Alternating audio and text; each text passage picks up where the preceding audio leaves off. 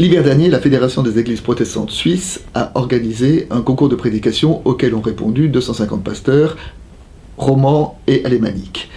La Fédération a décerné 2 prix, un donc en langue française et un en langue allemande, et le prix roman a été remporté par la pasteure Isabelle Hoth-Bechler, qui est pasteur dans le canton de Neuchâtel, pour une prédication donnée à la collégiale de Neuchâtel pour l'installation des autorités cantonales. Et cette prédication porte sur la parabole du bon grain et de l'ivraie.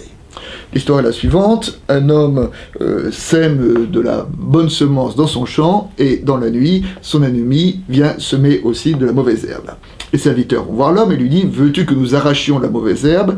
Et l'homme répond: « Non, car en arrachant de la mauvaise herbe, vous risqueriez d'arracher aussi de la bonne herbe. À la fin, au jour de la moisson, le tri se fera. » Le message de cette parabole, la pasteur l'applique au champ politique, c'est de dire que notre monde est marqué par l'ambiguïté et est marqué par le mélange du bon grain et de l'ivraie.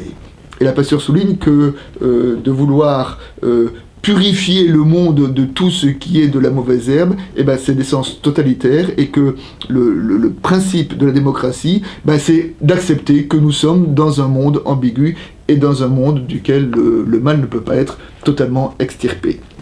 Et je pensais à cette parabole, cette prédication, en repensant à l'intervention du président Hollande à la télévision la semaine dernière. Les commentaires ont souligné certaines de ces ambiguïtés et de ces maladresses, et j'ai envie de dire: et alors, pourquoi voudrions-nous que le président de la République, à la différence de nous-mêmes, n'ait ni maladresse, ni ambiguïté? En fait, ce qu'on attend un peu du président, c'est qu'il soit parfait dans sa vie privée, qu'il ait un gouvernement irréprochable, et à la fois qu'il fasse baisser les déficits, baisser les impôts, baisser le chômage, et en même temps stimuler la croissance. Et comme toutes ces attentes sont un peu contradictoires, nous nous étonnons pas après d'être déçus de la politique du gouvernement.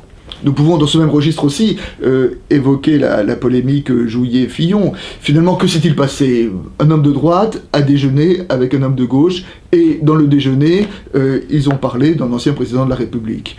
J'ai envie de dire, et alors? Certes, il y a eu de nombreuses maladresses dans la communication autour de cette affaire, mais pourquoi se draper dans sa vertu et en faire une affaire d'État? Est-ce que ça le mérite? Je n'en suis pas sûr.